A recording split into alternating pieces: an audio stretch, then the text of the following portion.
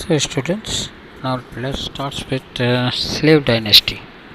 Slave dynasty started in 1206, that is 1206, and it lasted almost for 84 years and ended in 1290. See, slave dynasty was, as we know, I had read earlier, that after after the death of Muhammad Ghori in 1206, his dynasty was divided between his generals, and from his generals, Qutb-Din Ahmad Aibak. Qutb-Din Aibak, he took over from the other generals. Qutb-Din Aibak had begun his career as a humble slave of Muhammad Ghori. He rose to the power after his master's death in AD 1206. He consolidated his power. Since Qutb-Din Aibak was a slave of Muhammad Ghori, this dynasty came to be known as a slave dynasty. He consolidated his power through matrimonial alliance. What is matrimonial alliance? Like earlier, there was that the king have, you can say, he have the son who is get about to marry. So his son will marry into another kingdom where a girl is there, and so both of them becomes the family, and thus this power is expanded. And so Qutb-Din Aibak started with matrimonial alliance. Being a slave, he had a difficult time in overcoming the resistance. See, nobody likes that a slave should be the king. So there was a lot of resistance for him, but he from the nobles and suppressing internal revolts also, but he became the king. He constructed the first Islamic monument, that is called Quwwat ul Islam Mosque. One is at Delhi and the other is at Ajmer. He was the first Islamic these were the first Islamic monuments in India. Okay, so he constructed the mosque, and this mosque was at, one was at Delhi and the other was at Ajmer. He also started, you can say, he also started construction of Qutub Minar. See that is in Delhi. Qutub Minar in memory of Sufi saint Qutb-Din Bakhtiyar Kaki. It was completed by Iltutmish. He died in 12 AD 1210. That is Qutb-Din Aibak died in 1210 during a fall from a horse while playing Chogan. That is he died while playing polo. The game polo we know, which was named earlier as Chogan, and he died at Lahore. After Qutb-Din Aibak, the next person to come into the power was Iltutmish. He started ruling from 1211 and he ruled till 1236. Iltutmish was a slave of Qutb-Din Aibak. See, Qutb-Din Aibak was a slave of Muhammad Ghori. Iltutmish was a slave of Qutb-Din Aibak and later became his son-in-law also. See, being a slave, Qutb-Din Aibak married his daughter to her, and so he became son-in-law. Sensing the resentment of nobles, he created a group of 40 powerful nobles known as Chalisa in his court. Chalisa, that is Chalis yani 40, to help him suppressing his enemies. What was the basic motive? That these nobles will get a power and they would enjoy that power, and in place of enjoying that power they will help Iltutmish to suppress his enemies. Quabacha was the ruler of the Multan and occupied parts of Punjab. Tajuddin Yaldoj was the ruler of Ghazni and wanted to annex Indian territories. All these rulers wanted to come to India and rule India. Iltutmish defeated both of them. There were revolts in the Gangetic Valley from the Rajputs. By this time, the Rajputs also started revolting rulers and other governors. Iltutmish defeated all them and firmly established the Turkish rule. Iltutmish defeated each and everybody who revolted. He also, see, you can see here, these are the silver coins. You can see these are the silver coins by Iltutmish, and he ruled from 1211 till 1236. Then came Razia Sultan.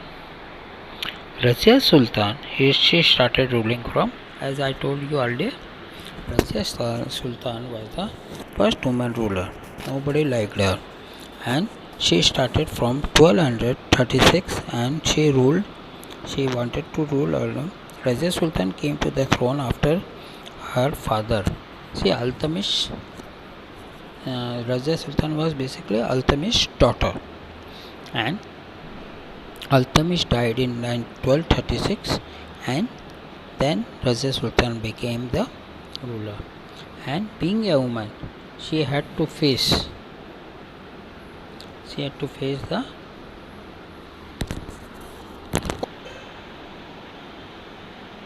you see, the Razia Sultan came to the throne after Iltutmish died in 1236, and being a woman, she had to face great opposition and rebellion from the nobles.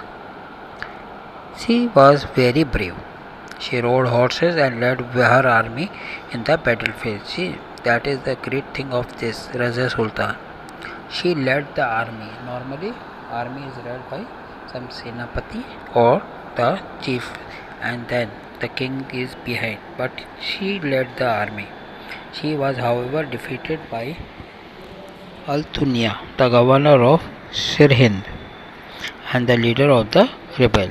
She later married Altunia to recover the throne, and the nobles, however, plotted against her, and she was put to death in 1210. See what this is. When Razia Sultan lost the battle to Altunia, after that she married to Altunia, and she again recovered the throne. But the nobles were against this, and they plotted against her, and she was put to death in 1240. Then comes the period of Ghiyasuddin Balban. After 6 years of internal strife, see, from after 40 we don't have any idea. After 6 years of internal strife, Nasir-ud-Din Muhammad, the youngest son of Iltutmish, ascended the throne. He was pleasure-loving, weak and inexperienced. He left the administration to his advisor Ghiyas-ul-Din Balban. All the power of the Sultan were now in his hand. For 20 years he acted like a prime minister. After Nasiruddin's death in 1265, Balban occupied the throne. See, you can see here Iltutmish's youngest son, that was Nasiruddin Muhammad. He did not. He was a very weak person. Did not a powerful person. He was inexperienced and he loved pleasure, and so he left his throne to Ghiyasuddin, and for 20 years Ghiyasuddin Balban was like a prime minister. When Nasiruddin died in 1265, Balban occupied that place of a throne. He took many steps to consolidate his position. He also crushed many revolts and ruled with an iron hand. That is, he was very strict ruler and never hesitated to kill anybody who revolted against him. With his stern and bold policy, he created a fear and respect in the minds of people. He established peace and order in the country, but at the same time, there was a peace in his country. He also, see, you can see in this map, this was the basically the period from where all this area, this was the ruler of Balban, the kingdom of Balban, you can see in this map. He expanded. If you see the other maps of the slave dynasty, and this is a very vast map. And then moving to the next page, page number 34.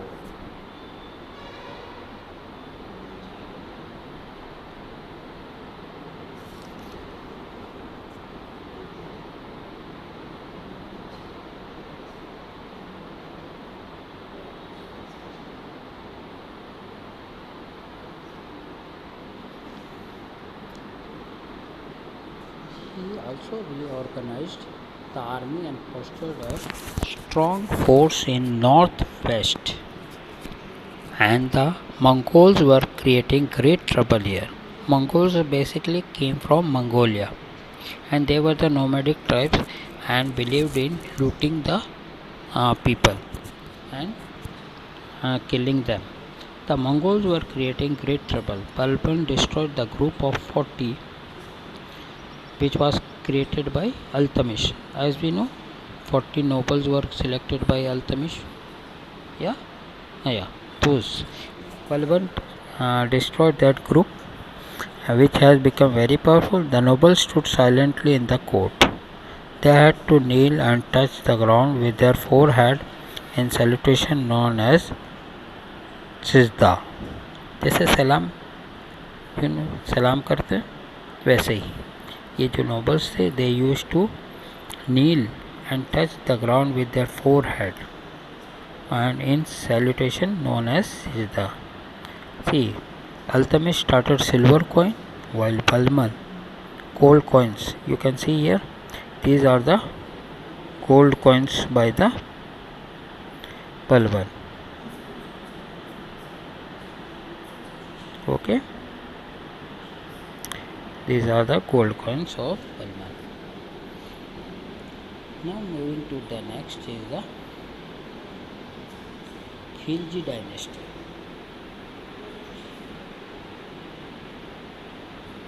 Khilji dynasty started from 1290 and went till 1320. Balban's successor, see, they are not from the Balban. Balban's successor was a very weak. A grandson of Balban was murdered in 1210 and the Sultanate passed into the hands of Khiljis. See, somebody murdered maybe Khiljis.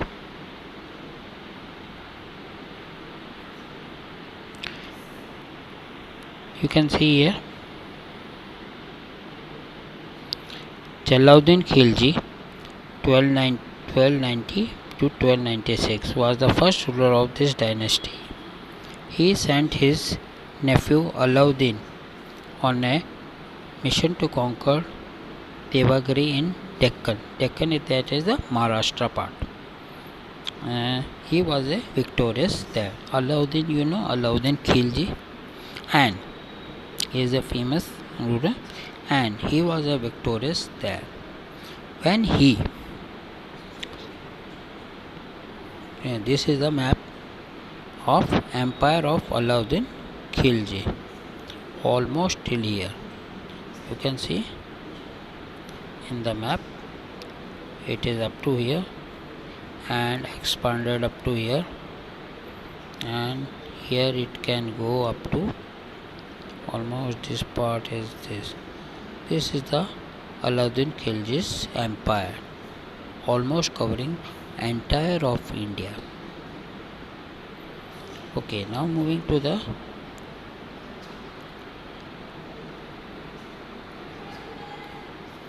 Alauddin, when he returned to Delhi with a fabulous riches, Jalaluddin came forward to greet him, but was treacherously. Jalaluddin was a person who sent Alauddin to conquer in the south. But when Jalaluddin came forward to greet him, he was stabbed by Alauddin Khilji, and thus the power from Jalaluddin went to Alauddin Khilji. Alauddin was a brilliant general and an able administrator. He dreamt of becoming a second Alexander.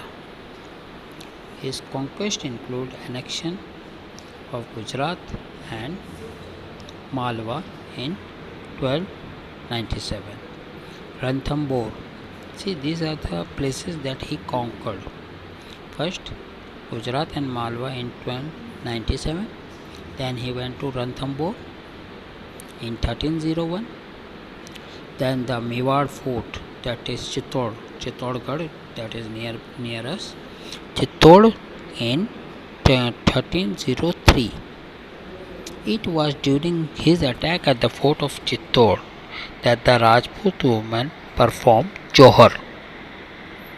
Johar is basically a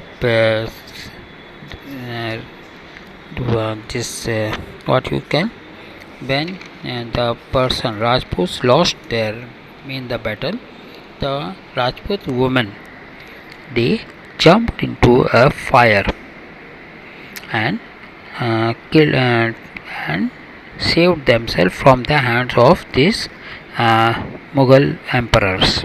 So they performed there, and they perished in the flames rather than to submit to the enemy. So they killed themselves.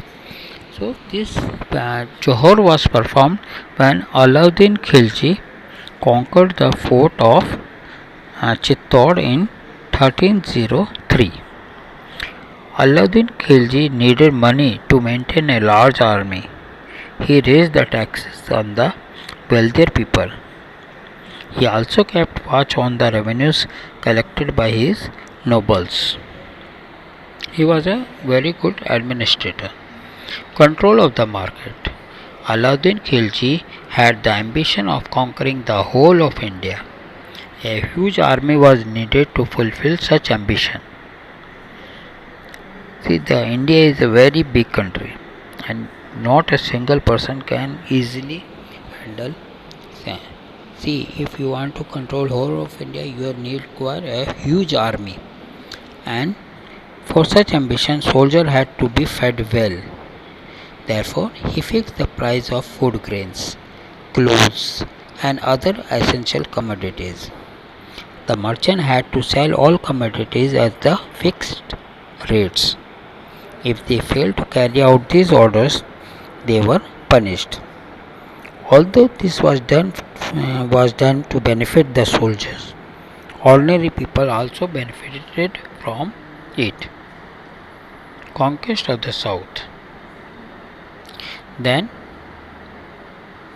Alauddin went to conquer the South.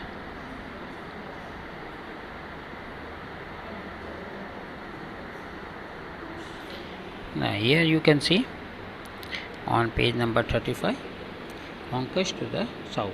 Alauddin Khilji was the first Sultan of Delhi who conquered the southern India. Till now, everybody in earlier maps you can see they were restricted to northern India.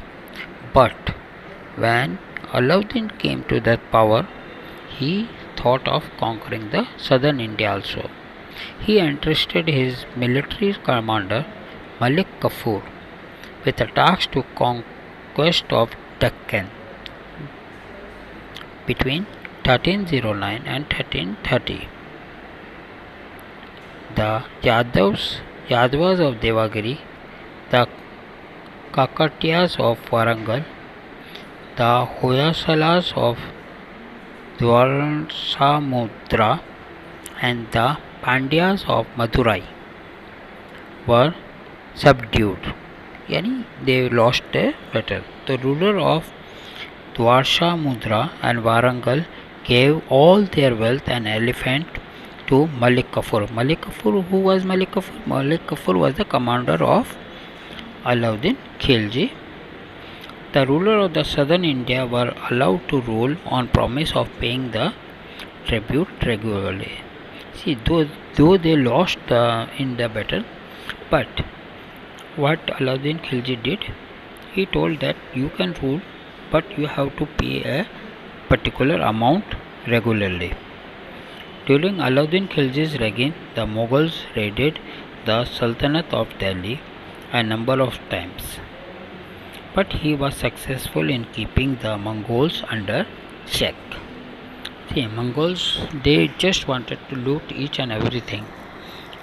Alauddin Khilji, when he was ruling over Delhi, the Mongols tried to capture, but each and every time, Mongols were defeated. Alauddin Khilji's empire was as large as that of Emperor Ashok. Ghazi Malik, a general, got Khusro Khan, the last ruler of Khilji dynasty, murdered. He then occupied the throne of Delhi. Okay, so this is the tale of the Khilji dynasty. That is 1320. We have read about the Khilji dynasty. And just go through the chapter. If you have any doubt, you may ask me. Okay, thank you very much.